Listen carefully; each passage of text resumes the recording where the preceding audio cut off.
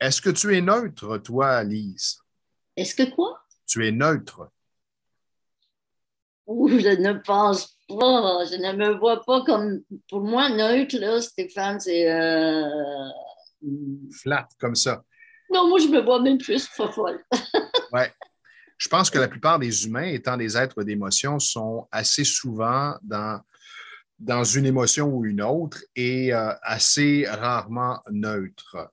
Ce qu'on Mhm, vit comme expérience, ce qu'on pense, ce qu'on a comme croyance, tout ça mhm, influence notre façon de percevoir la vie mhm. et les gens. Oui, Donc, ça nous amène à être dans la perception. oui. Je me suis, pardon, obstiné avec quelques personnes dernièrement qui me disaient, c'est comme ça que ça devrait se passer. Je disais à la personne, selon toi, c'est comme ça que ça devrait se passer. Mhm. C'est ta perception de la situation. Et la personne de me dire, non, c'est pas ma perception, c'est comme ça que ça doit se passer. Ça a toujours été fait comme ça et ça doit être fait comme ça. Je répète, c'est ta perception.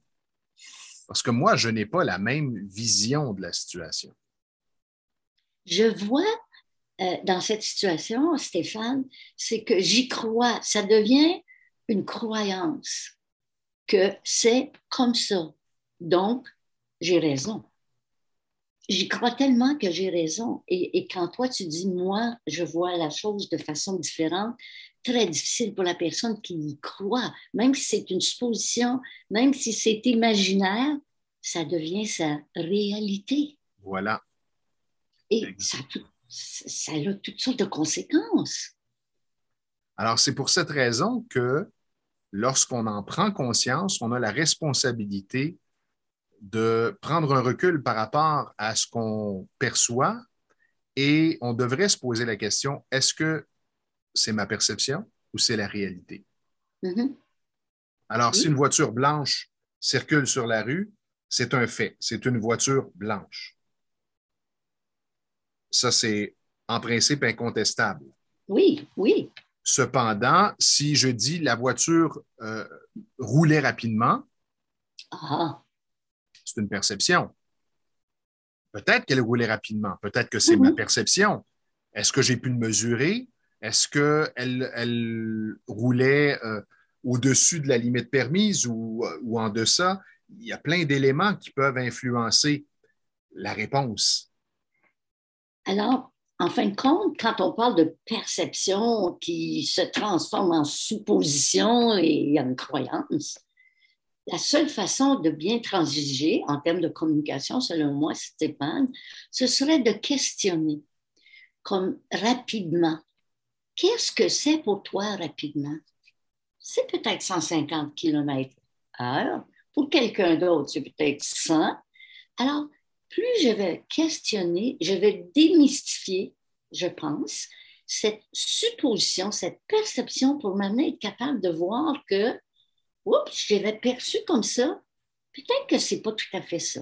Si je suis à l'intérieur de la maison et que je vois la voiture à travers ma fenêtre, c'est pas la même perception que je vais avoir que si je suis sur la rue, tout près de la voiture qui passe, je vais avoir une autre perception. Je vais avoir l'impression peut-être qu'elle roule plus vite. Oui, ça me fait penser à un exemple, c'est un exemple personnel. Euh, une bonne amie, elle n'est plus là, elle est décédée. Donc, elle me laissait, quand je ne répondais pas au téléphone, elle me laissait toujours un message sur ma boîte vocale et c'était toujours le même. Bon, elle est encore partie sa trotte, celle-là. Jamais moyen de lui parler. Rappelle-moi, avec un ton comme ça. Là. Alors, dans la réalité, je Alors, n'étais pas sûre. moi, je confirme que c'est un fait, c'est pas une perception. Ça C'est veut une dire blague. qu'avec moi, c'est un fait. Imagine, Stéphane, de recevoir ce message.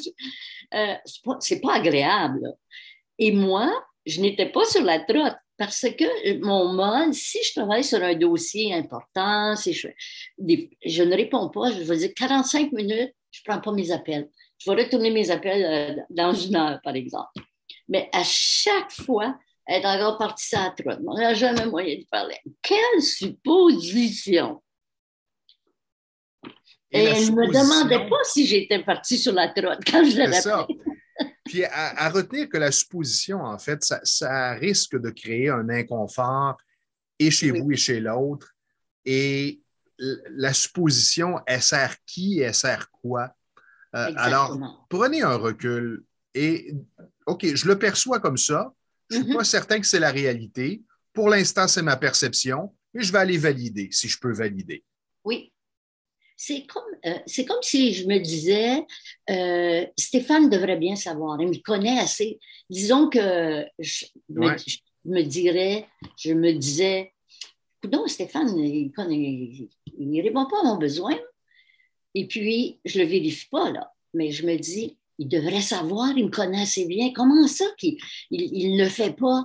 Alors, je suis dans mon imagination et je n'ose pas aller questionner et même ouvrir et dire plus honnêtement c'est quoi mon besoin. Alors, ça peut installer en toi un mal-être par rapport à moi, peut-être une émotion, puis éventuellement, ça peut se transposer par un conflit.